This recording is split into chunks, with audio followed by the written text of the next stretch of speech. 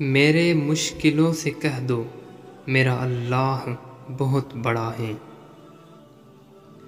اللہ بہتر کرے گا، یہ وہ الفاظ ہیں جن سے انسان کی آدھی پریشانی دور ہو جاتی ہے۔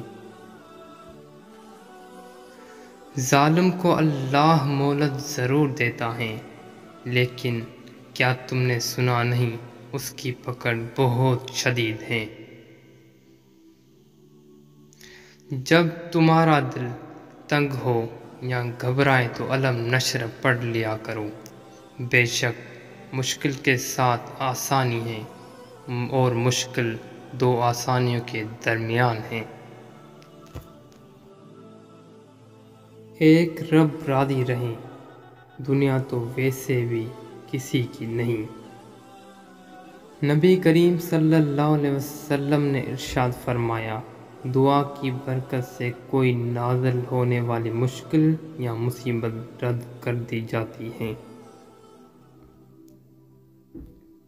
کوئی راستہ نہیں دعا کے سوا، اور کوئی سنتا نہیں خدا کے سوا۔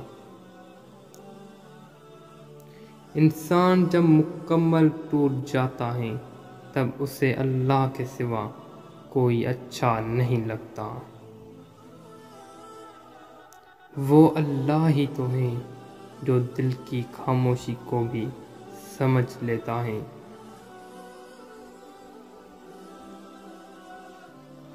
اگر کچھ لینے کی خواہش ہو تو بزرگوں کی دعا لو، اور اگر کچھ دینے کی خواہش ہو تو اللہ کی راہ میں دو۔ اللہ پاک کے فیصلے ہمارے خواہشوں اور آرزوؤں سے بہتر ہیں، اور سارے معاملات کا آخری فیصلہ اللہ کے پاس ہوتا ہے۔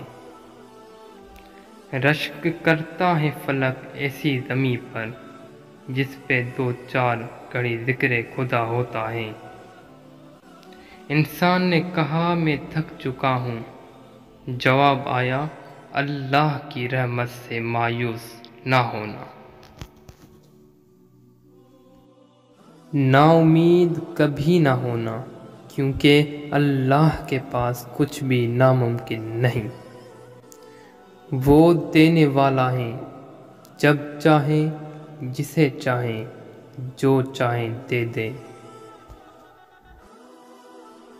کیوں میں امید کا دامن چھوڑوں، معجزے تو مشکلوں میں ہوتے ہیں۔ رزق اور عزت کسی کے ہاتھ میں نہیں، اللہ جسے چاہے بے حساب دیتا ہے۔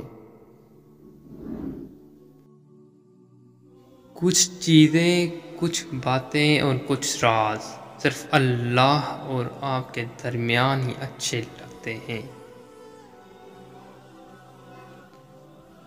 دو چیزیں ہیں، اللہ کا ڈر اور اللہ کا در۔ جس شخص کو یہ دو نعمتیں نصیب ہو گئی، سمجھو اس کو دنیا کی تمام سعادتیں نصیب ہو گئی۔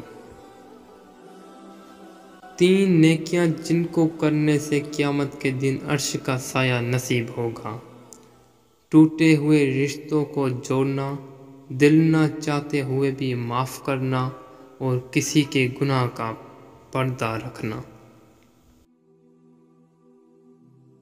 میری رات دن میں چھپی چھپی، میرا دن چھپا کسی رات میں۔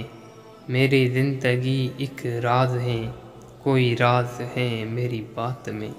میں جہاں کہیں بھی الجھ گیا، وہیں گرتے گرتے سنبھل گیا۔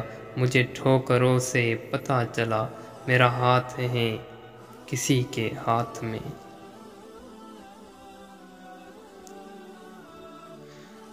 جس نے سکھ میں شکر ادا کیا، اس نے دکھ میں رب کو بہت قریب پایا۔